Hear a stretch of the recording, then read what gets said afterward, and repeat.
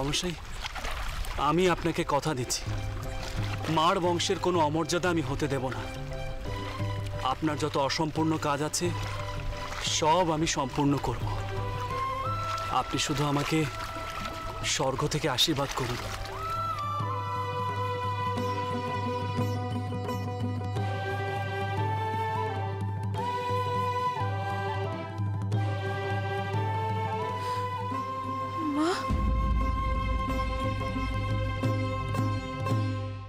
বড় বৌমা, এসো এসো এসো মা।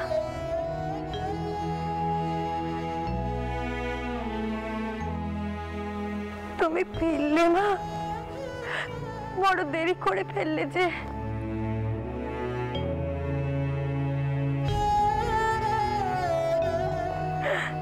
তোমার বাবা মশাই যে চলে গেলেন গো।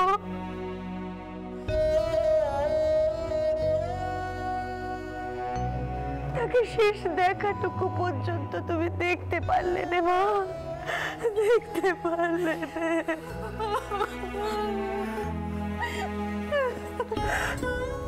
না মা।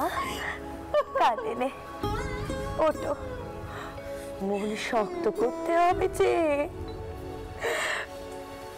তোমাদের বাবা মশাই সব দায়িত্ব চন্দরের ওপর দিয়ে গেছেন। তিনি যেখানেই থাকুন সেখান থেকে সকলকে আশীর্বাদ করবেন। বড় আফসোস হচ্ছে মা। আর কটা দিন আগে ফিরলাম রে, তবে সে সময় বাবা মশাইয়ের সঙ্গে দুটো কথা কইতে পারতাম। সবই ভবিতব্য। তেনার টানেই হয়তো পেরেছিস।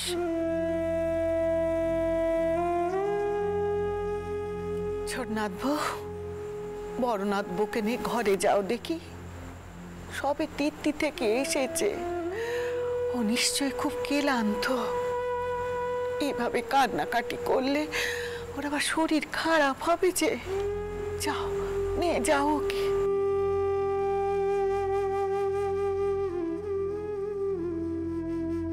ছোট ঠিক কথাই বলেছে, যা ওকে নিয়ে ঘরে যা।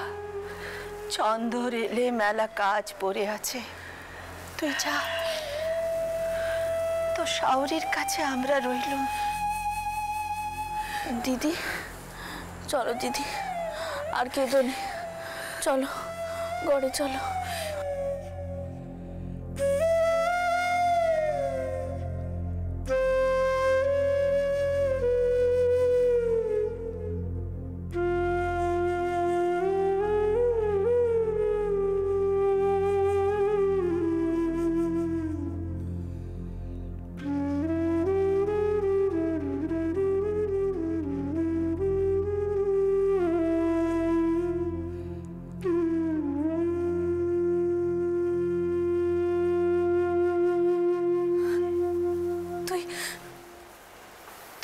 কি দিয়ে করা রে বউ? আমি জানি তোর কষ্টে বুকটা ফেটে যাচ্ছে। তুই তো বাবা মশাইয়ের চোখের মনি ছিলিস, সেবা যতন তো তুই বেশি করতিস। তোর তো আরো ভেঙে পড়ার কথা। আমারই মনে হচ্ছে মাথার উপর থেকে চাঁদখানা সরে গেল। আর তোর কিছু মনে হচ্ছে না বউ? কেন কিছু মনে হবে না বলো তো দিদি? এই জীবনে তো আমি বাবা মশাইকেই সবচেয়ে বেশি মান দিয়েছিলাম। তিনি ছিলেন আমার দেবতা। কিন্তু আমি যদি এখন ভেঙে পড়ি, তোমার ঠাকুরপো, তোমার শাওরি মা তাদেরকে সামলাবে বলো তো দিদি?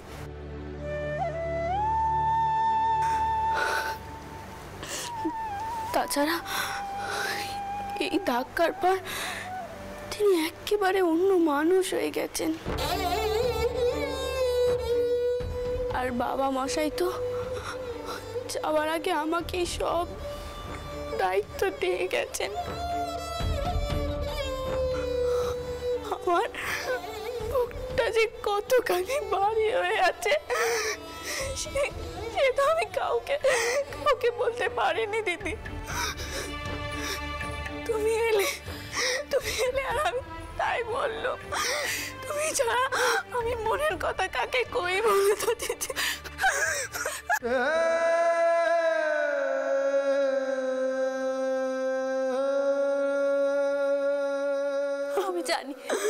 আমি জানি রে বোন, তুই এই কদিনে একা একা অনেক কষ্ট সহ্য করেছিস। আমি পদ্মর ভেতরে আসতে পারলাম রে। ভেবেছিলাম বিধবা মানুষ, বেতে গিয়ে কি বা করবো, কিন্তু তোরও তো কোনো কাণ্ডি জ্ঞান নেই। নিজের বাদ কাপড়ের দিন আমাকে টেনে নিয়েছিলি সব অনুষ্ঠানের মাঝে, মনে আছে? আর এবারও যদি কোনো দায়িত্ব দিয়ে বসতিস সবকিছুর বিরুদ্ধে গিয়ে, সেই ভয় আমি আরো আসেনি। দিদি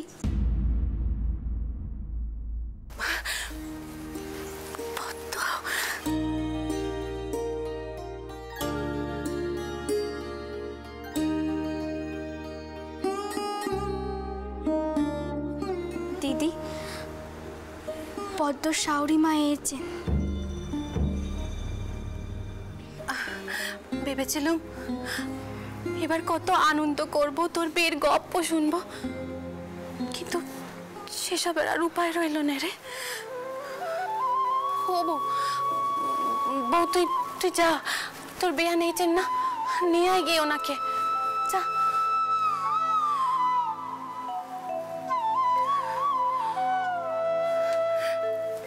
পদ্মমা, আয় দেখি দে, এদিকে আয়। বল দেখি মা, তোর সৌরগড় পছন্দ হয়েছে তো? হ্যাঁ, পছন্দ কেন হবে না দিদি? পদ্ম তো ও বাড়ি ছেড়ে আসতেই চাইছিল না, তাই না রে পদ্ম? আসুন বিয়ান, ভেতরে আসুন, ভেতরে চলুন। ও দিদি,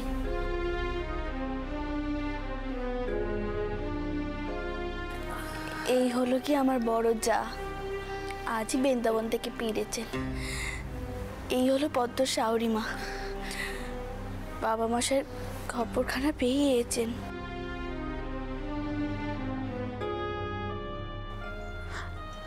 থাক মা, শোকের ঘর পেন নাম করতে নেই। আপনাদের মাথার উপর দিয়ে যেন বাজ পড়ল। দিব্যি তো শুনেছিলুম সুস্থই ছিলেন। ঠিকই বলেছেন দিদি, সত্যি যেন বিনা মেঘে বজ্রপাত।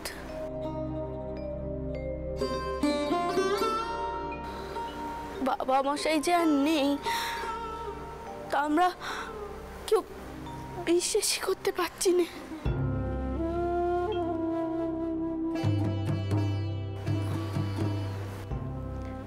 বেন, বলছিলুম একখানি কথা কইব।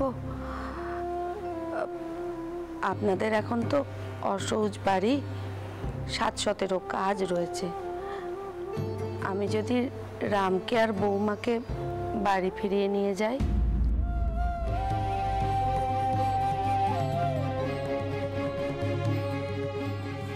বউ, আমার মনে হয় বিয়ান কতখানা খারাপ বলেননি। পদ্ম নতুন বিয়ে হয়েছে, এই সময় শোকের ঘরে থাকাটা ঠিক হবে না। আর তাছাড়া ও তো এখন পরগোত্তর, ওর গায়ে অসুখ নাকবে না। দিদি, তুমি পদ্মকে শুধু ও কি চায়, ও যা চাইবে তাই হবে।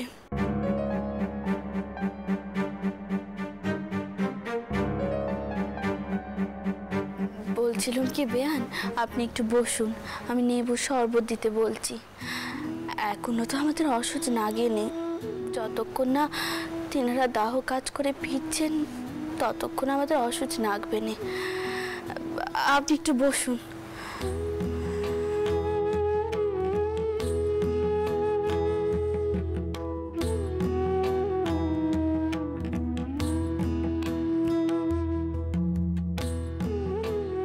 বৌমা, তুমি কি চাও? আমার সঙ্গে পেরে যেতে চাও না এখানেই থাকবে? এটা তো আমার ঘর নয়, কেন আমি এখানে থাকবো? আর মায়ের তো আরো মেয়ে আছে মাকে সাহায্য করার জন্য।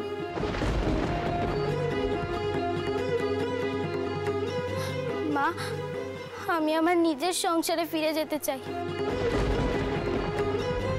পদ্ম, পদ্ম, ও পদ্ম,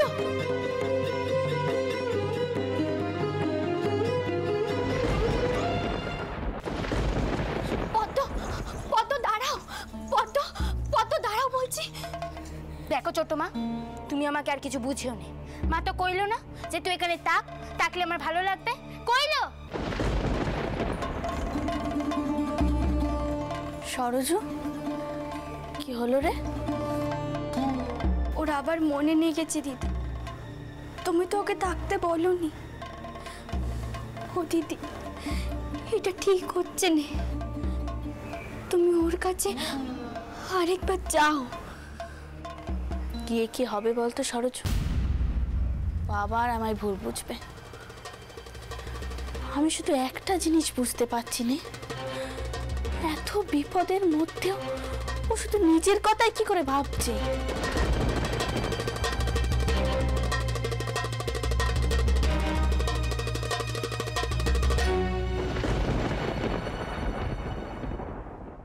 এসো চন্দ্র, এসো। চন্দ্র, এই আগুন আর লোহাটা ছুঁয়ে ভেতরে চলো।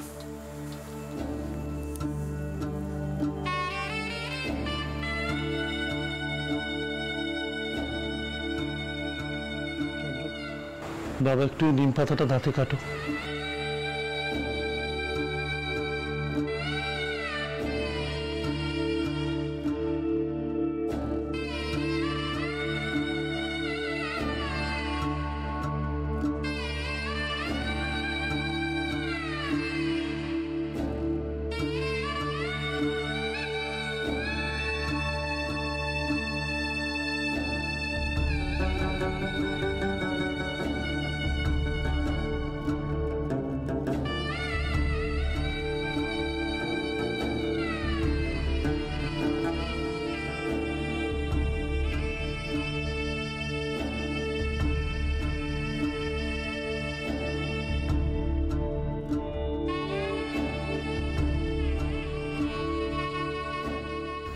চন্দ্র,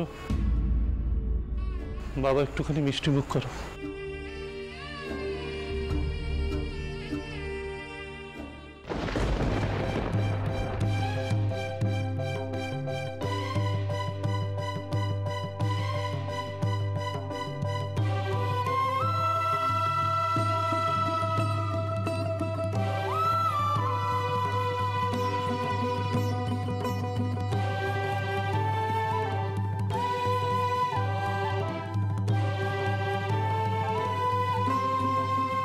ভুটান, আপনি এসে গেছেন?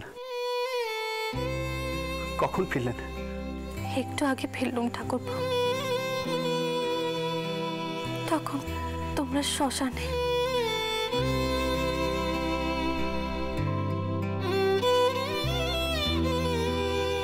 নাও, একটু মিষ্টি মুখে দিয়ে নাও, তারপর ভেতরে চলো।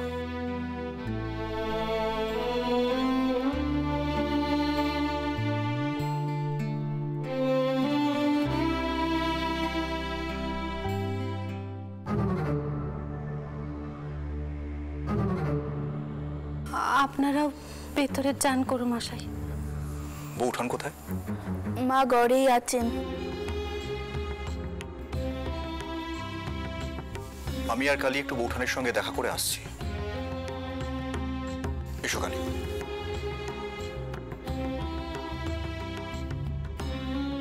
দিদি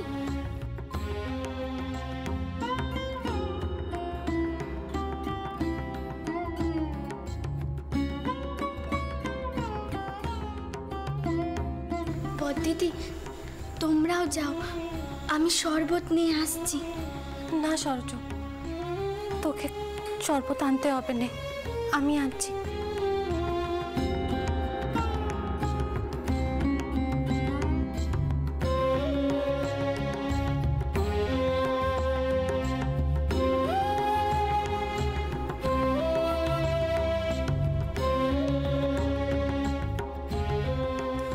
ঠাকুরপো, তুমি এখানে দাঁড়িয়ে রইলে যে, যাও ভেতরে যাও ভাই। বৌঠান, আপনি তো এখানে ছিলেন না, ঠিক ওইখানে বাবা মশার দেহ রাখা ছিল। সব শেষ হয়ে গেল বৌঠান, সব শেষ হয়ে গেল।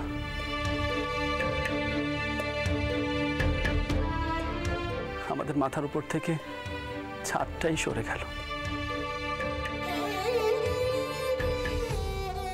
বৌঠান, আমি যে খেই হারিয়ে ফেলছি।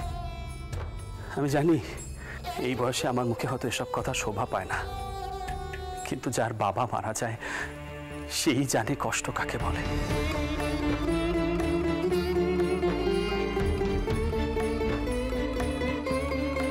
নিজেকে যে বড় অসহায় লাগছে বৌঠান।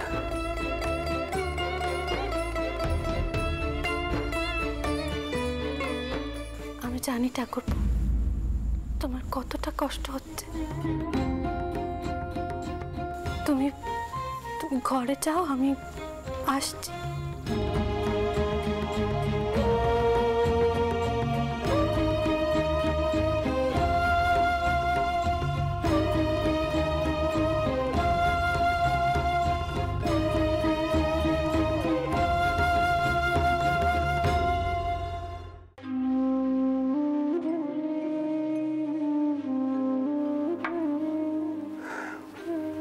এতদিন পরে ফিরে এলেন বৌঠান, শুধু তীর্থ করেই কাটালেন। তাও যখন ফিরে এলেন এমন একটা সময়, আমারও খুব খারাপ লাগছে ঠাকুরপো। আর তীর্থ করে বেড়ালেই বা, মন কানা তো পড়েছিল শুধু তোমাদের কাছেই। ওমা, তুই এখানে দাঁড়িয়ে পড়লি যে? হায়, থাক না দিদি, তুমি তো আছো তিনার কাছে। তোমরা দুটি কথা কও, আমি মায়ের কাছ থেকে আসছি। উনি তো ওনার মনের দুঃখ কানা আমাকে কইতে পারেননি। তুমি হলে কি তিনার বন্ধুর মতো, তোমার সাথে দুটি কথা কইলে যদি বুকটা একটু হালকা হয়।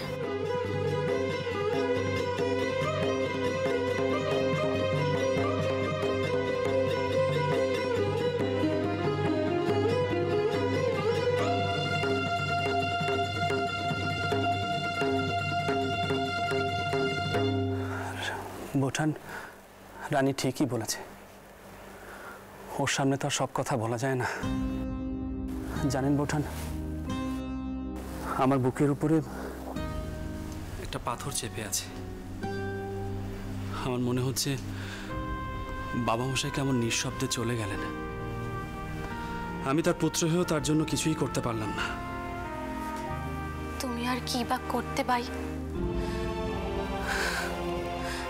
কারোর যাওয়ার ডাক এলে তাকে যেতেই হয়। তাই বাবা মশাই সবকিছু ফেলে রেখে চলে গেলেন। কিন্তু যাওয়ার আগে তাকে এতটুকু শান্তি পর্যন্ত দিতে পারলাম না, এতটুকু আশ্বস্ত করতে পারলাম না যে তার বিষয় সম্পত্তি সব সুরক্ষিত। জানেন বৌঠান, আমি রানীর সামনে এই কথাগুলো বলতে পারি না, কারণ নিজেকে দোষী ভাববে। ও ভাববে বেটা দিতে পারেনি বলে বাবা মশাই এভাবে চলে গেলেন। না না ভাই, তুমি যা ভাবছো তা ঠিক নয়। আমি তো শুনলুম বউয়ের তেজ সাহস দেখে বাবা মশাই ভরসা পেয়েছিলেন, শান্তি পেয়েছিলেন। তাই যদি হবে তবে বাবা মশাই চলে গেলেন কেন? আসলে বিষয় সম্পত্তি নিয়ে তিনি চিন্তা করেই তার এই অবস্থাটা হলো। না না ঠাকুরপো, তা নয়। তুমি এসব নিয়ে ভেবে মন খারাপ করো নি। দেখো, কারোর ডাক এলে তাকে যেতেই হয়, সে আর এক মুহূর্ত থাকতে পারেনি। এই দেখো না, তোমার দাদা এত অল্প বয়সে কেন চলে গেলেন বলো? আমি ভেবেছিলাম তিনি কি আমার উপর অভিমান করে চলে গেলেন। এত কাল পরে বুঝলুম তেনার ডাক এসেছিল, তাই তাকে যেতে হচ্ছে।